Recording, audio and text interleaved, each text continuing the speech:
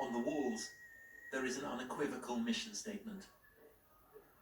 Religion, in the eyes of God, is Islam. There are mentions of Muhammad, quotations from the Quran. At last, something that we can recognize unmistakably as a new religion.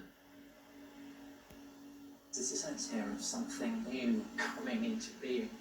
There's the sense of the old, the Roman-style pillars and the mosaics.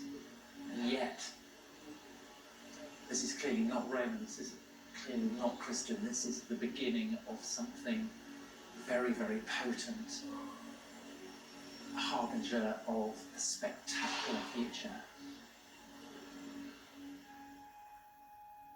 It was built on the very site of the old Jewish temple.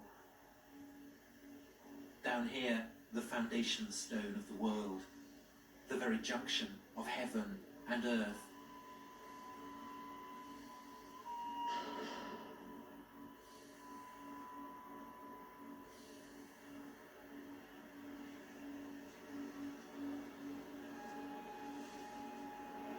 This is quite possibly one of the most awesome places on the entire planet.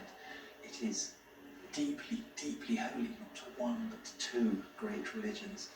It's the place where Jews believe God inhabits on earth, the Holy of Holies, the Shekinah. And to Muslims, it is the cave that Muhammad prayed in after being brought here from Mecca before he ascended to heaven to be confirmed as the seal of prophets. So, in religious terms, this is like a sort of nuclear reactor firing out isotopes and power.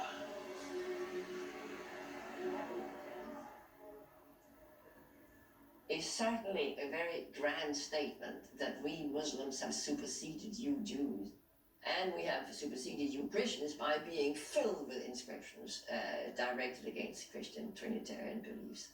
So it's Muslims saying, we are here, we've come to stay, and we are the winners.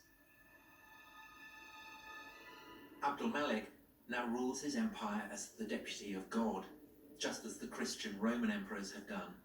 And like the Roman emperors, he has built a house of God in Jerusalem. But Abdul Malik, Lord of Jerusalem though he is also an Arab. Perhaps for Arabs, Jerusalem, for all its ancient and unrivaled potency, owed too much to the Jews and Christians to stand alone as the holy city of the new Arab empire.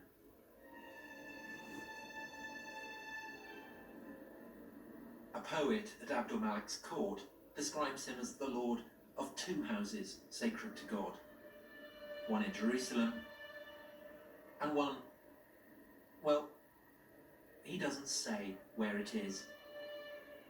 And for 100 years after the death of Muhammad, no one says where it is.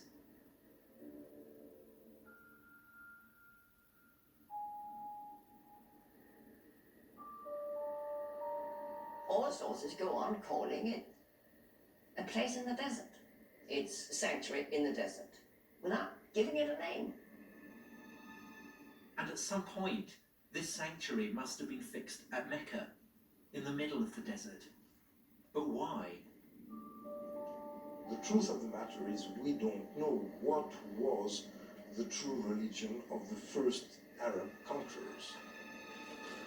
It's an Arab story. Arabs come from the desert. God is speaking to the Arabs.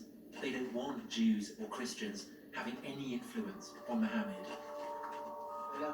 الرسول عليه الصلاة والسلام كان عربيا. المسلمين هذه كلها من ذرية. يعني هذه احنا من ذرية الناس هذول. The Quran is in Arabic. The Quran is full of characters from the Bible. But if the book came out of the desert, how did these characters get there? We have nothing. We have this one book out of and nothing. We don't have the key that can unlock the tradition. But maybe that's the point. We're not supposed to